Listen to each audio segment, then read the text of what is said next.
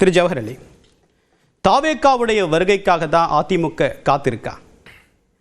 RB உதயகுமாரனுடைய அழைப்பு அப்படின்றது எதன் அடிப்படையிலானது? எந்த நம்பிக்கையில் அனுபவம் மிக்கவர்களோட பரீட்சை எழுதணும் அப்படின்னு சொல்கிறாரு? அது தாவேக்கான அழைப்பு இல்லை, அது ஒரு அறிவுரை. அதாவது அனைத்து இந்திய அண்ணா திராவிட முன்னேற்றக் கழகம் 31 வருடம் ஆட்சி செய்த ஒரு இயக்கம், மாபெரும் மக்கள் இயக்கம். அதில் நீங்கள் தனித்து போட்டியிட்டும் வெற்றி பெற்றிருக்கிறோம். அதனால் கூட்டணி பலம் சார்ந்தும் வெற்றி பெற்றிருக்கோம், கூட்டணி இல்லாமல் தனித்தும் வெற்றி இருக்கிறோம். இது தனிநபரை சார்ந்து அதிமுக என்றைக்குமே இருந்ததில்லை. இந்த இயக்கத்திற்கு புரட்சித் தலைவர், புரட்சித் தலைவி அம்மா, எடப்பாடியார், இரட்டை இலை, இதுதான் முக்கியமாக இன்றைக்கு மக்களிடம் இருக்கக்கூடிய விஷயம்.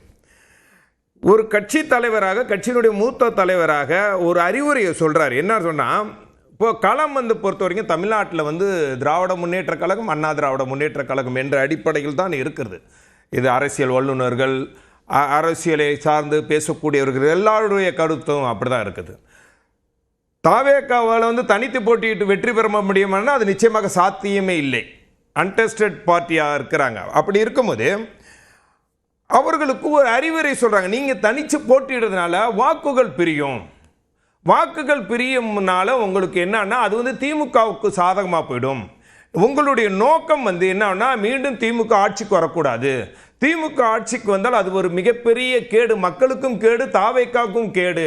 ஏனென்றால் ஏற்கனவே திமுக விஜயகாந்தை எதிரியாக நினைத்து விஜயகாந்தைக்கு தனிப்பட்ட முறையிலே பலி வாங்கியிருக்கிறாங்க. விஜயகாந்த் மண்டபத்தையெல்லாம் இடிச்சிருக்காங்க. அதை எடுத்துக்காட்டல்கள்லாம் பல இருக்குது, பலத்தை சொல்ல மாட்டேன். அதனால் நீங்கள் சிந்திக்கணும். நீங்கள் கூட்டணிக்கு கூட்டணி முடிவெடுப்பது எங்களுடைய பொதுச் செயலாளர் தான் முடிவெடுப்பார். அதாவது தாவேக்காவினுடைய முதல் வெற்றியாக எதாக இருக்கணும் தெரியுமா? திமுகவினுடைய தோல்வி தான் தாவேக்காவினுடைய முதல் வெற்றியாக இருக்கணும். அப்போ தான் தமிழக மக்களை காக்க முடியும், தாவேக்கா தொண்டர்களையும் அவர்கள் காக்க முடியும். அந்த அடிப்படையில் தான் அவருடைய கருத்து இருந்ததை தவிர நீங்கள் கூட்டணிக்கு வாங்க அப்படிங்கிறது தொண்டர்கள் தன்னிச்சையாக வரும்போது எங்களுடைய பொதுச் செயலாளர் கருத்துக்களை சொல்றார். கூட்டணி அமைந்தால் நல்லது, கூட்டணி அமைந்தால் நல்லது, வந்தால் வரவேற்போம், இல்லாட்டி வாழ்த்துவோம், அவ்வளவுதான். அதற்காக தாவேக்கா வந்தால் தான் நாங்கள் வெற்றி பெற வேண்டும் என்ற நிலையில். ஆனால் ஓட்டுக்களை பிரிக்கிறது. ஒருவேளை திமுக வெற்றி பெற்றால் அது தமிழ்நாட்டு மக்களுக்கும் கேடு, தாவேக்காக்கும் கேடு, தாவேக்கா தொண்டர்களுக்கு பிரச்சனை. என்றால் தனிப்பட்ட முறையில் உங்களை இந்த கரூர் சம்பவத்திற்கு பிறகு அவங்க ஒரு கடுமையாக உங்களை விமர்சனம், தற்குறி, எந்த அளவுக்கு உங்களை கீழ்த்தரமாக விமர்சிக்க முடியுமோ விமர்சிட்டாங்க. ஜனநாயக ரீதியில் யார் வேணாலும் கட்சி ஆரம்பிக்கலாம். அவர்கள் மக்கள் ஆதரவை பெறும்போது ஆட்சிக்கு அமரலாம், அது மாற்றுக்கிறது. ஆனால் அவர் கட்சியாக ஆரம்பித்த கையோடைய தனிப்பட்ட முறையில் இவ்வளவு விமர்சனம் எதுக்கு? என்ன உங்களுக்கு பயம்? என்ன உங்களுக்கு பதட்டம்? நீங்கள் உதயநிதியும் முன்னாடி நடிகராக இருந்து தான் வந்தவர், அரசியலுக்கு வந்தவர். உதயநிதி முன்னாடி நடிகராக இருந்து வந்தவர் தானே. அதே போன்று தான் இவரும் நடிகராக இருந்து வர்றாரு. இது கூட்டம் பக்குவப்படாத கூட்டம் சொல்லுங்க. ஆனால் தற்கூறின இளைஞர்களை கொச்சப்படுத்தாதீங்க. அவர்களுக்கு முதல் குரல் கொடுத்தது எங்களுடைய பொதுச் செயலாளர் எடப்பாடியார். அதனால் இது அவர்கள் அழைப்பாக எடுத்துக்கிட்டாலும் சரி, அது எப்படினாலும் சரி, ஆனால் முடிவு எடுப்பது எங்களுடைய பொதுச் செயலாளர் அண்ணன் எடப்பாடியார். கூட்டணியை பற்றி இறுதி முடிவு எடுப்பார். ஏற்கனவே சொல்கிறார் மெகா கூட்டணி அமையுண்டு. இப்போ நீங்கள் என்னன்னு பார்த்தீங்கன்னா, இன்றைக்கு திமுகவில் பல கட்சிகளை குத்தகைக்கு எடுத்திருக்காங்க. குத்தகைக்கு இல்லை, சரி, ஏதோ ஒரு வகையில் பாஜக அதிமுக கூட்டணி எடுத்திருக்காங்களா, கூட்டணி அமைச்சிருக்காங்களா, இல்லை குத்தகை எடுத்திருக்காங்களா? இது யாரை குத்தகை எடுத்திருக்காங்க? ஒரு கூட்டணியை கொச்சப்படுத்துறது அப்படின்றது எப்படி ஏற்படுதா சார்? அதாவது சரி, நீங்கள் கேட்டது ஒரு கேள்வி, நான் கேட்கிறேன். இன்றைக்கும் தமிழக உரிமை சார்ந்த விஷயங்களில் பாரதிய ஜனதா கட்சி ஒரு நிலைப்பாடு எடுக்கும்போது அதை எதிர்க்கிறோம். ஆனா தமிழ்நாட்டில் எந்த நிலைப்பாட்டை எதிர்த்திருக்கீங்க? நீங்க காவிரிக்கு பாராளுமன்றத்தை முடக்கி இருக்கோம் சார். 7.5% இடஒதுக்கீடு கொடுக்க மாட்டேன்னு நாங்களே ஜீவோ போட்டோம் சார். அதெல்லாம் நிறைய விஷயங்கள் இருக்கு, சொல்ல முடியும். நான் என்ன சொல்றேன், இப்போ வேங்கை வயல் பிரச்சனை வந்துச்சு. அதுக்கு வேங்கை அமைதி ஆயிட்டாங்க. யாரு? கூட்டணி கட்சியில் விடுதலை சிறுத்தைகள். காமராஜர் பற்றி அவதூறாக பேசினார்கள். காங்கிரஸ் அதை பற்றி எந்த அளவுக்கு, அவர் திருச்சி வேலுச்சாமி மட்டும்தான் கொந்தளிச்சு பண்ணார்.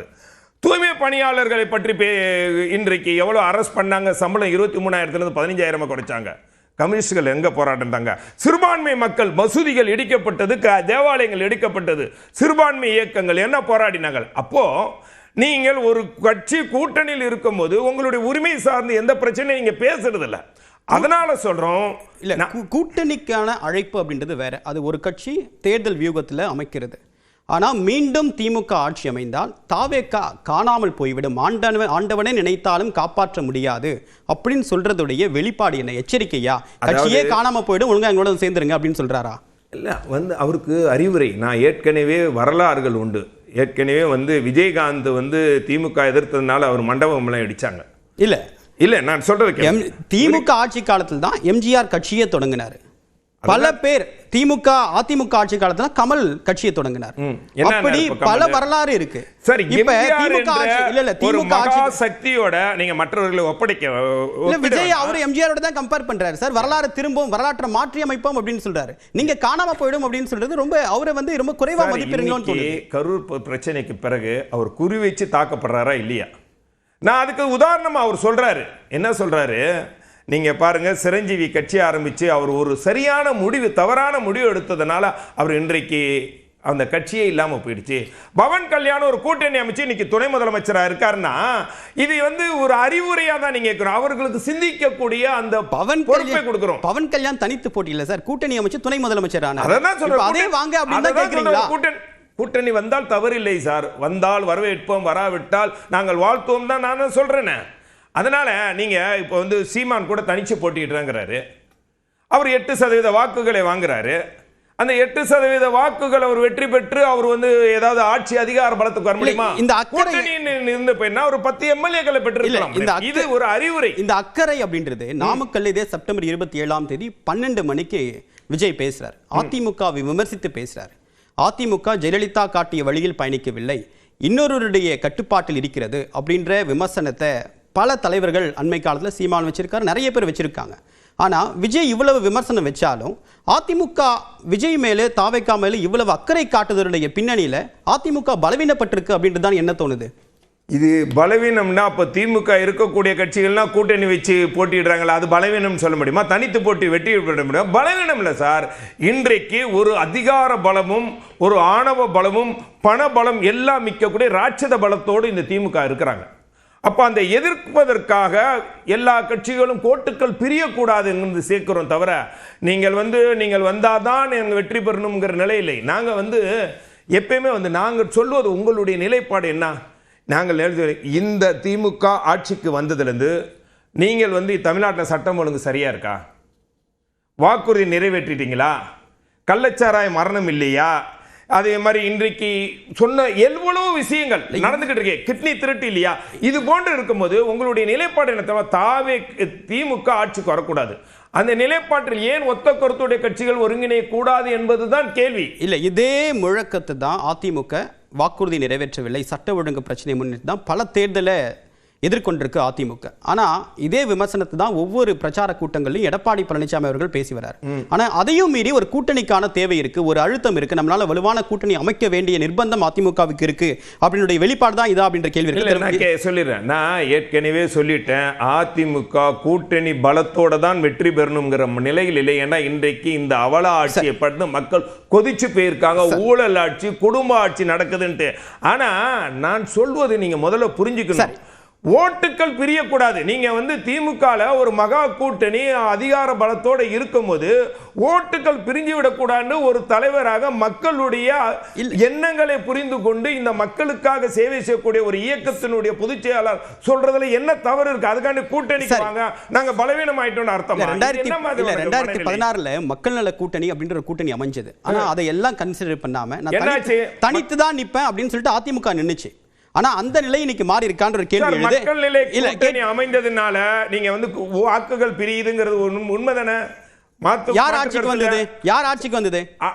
அதுதான் சொல்றேன். யார் ஆட்சிக்கு வந்தது? வந்தது யார்? அப்ப ஆட்சி அதிகாரத்தில் இருந்தது யாரு? சரி சரி, ஆட்சி அதிகாரத்தில் இருந்த ஆட்சி மீண்டும் வந்தது. அதை தான் இன்னொரு கட்சி வரும்போது அந்த ஓட்டுகள் பிரியும். இது அந்த ஓவர்டர்ன் பண்ணக்கூடிய வலிமை இல்ல அப்படின்னு சொல்றீங்க சார். அது எப்படி சார்? என்ன சார் நீங்க பேச்சு இப்படி சொன்னா அப்படின்னு இது ஒரு வலிமை இல்லைன்னு அர்த்தமா?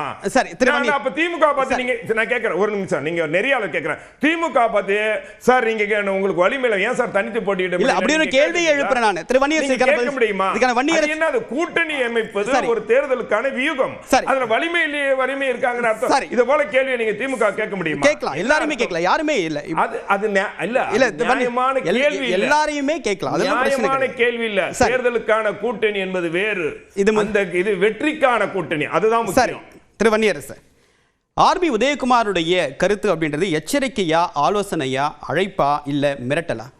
இல்லை, அதாவது திமுக மீண்டும் ஆட்சிக்கு வந்தால் தாவேக்காவை யாராலும் காப்பாற்ற முடியாது. இதுதான் அவர் ஆண்டவனே நினைத்தாலும் காப்பாற்ற முடியாது. இதுதான் அவர் சொல்ல வர்றது. பயந்து சுடுகாட்டுக்கு போகும்போது பயந்துக்கிட்டு பயப்படுறவங்களாம் என் பின்னாடி வாங்கன்னு சொல்லியிருப்பான் ஒருத்தன். அதுபோல் எல்லாரும் பயந்துக்கிட்டு இருக்கிறவங்க பூரா என் பின்னாடி வாங்கன்னு சொல்கிறது போல் நம்முடைய உதயகுமார் அவர்கள் ஏற்கனவே அவரே பயந்துகிட்டு இருக்கிறாரு. வெற்றி பெறுவோமா இல்லையா அப்படிங்கிறது அதிமுக இன்றைக்கி அதாவது மூழ்கும் கப்பலில் பயணிச்சிட்டு இருக்கிறாங்க. பாஜக என்கின்ற மூழ்கும் கப்பலில் இவங்க ஏறிட்டு இருக்கிறாங்க. அது எல்லாத்தையும் சேர்த்து மூழ்கடிக்க போகுது. அதில் நீங்கள் ஏறிக்கோங்கிறது அதனுடைய கான்செப்ட்.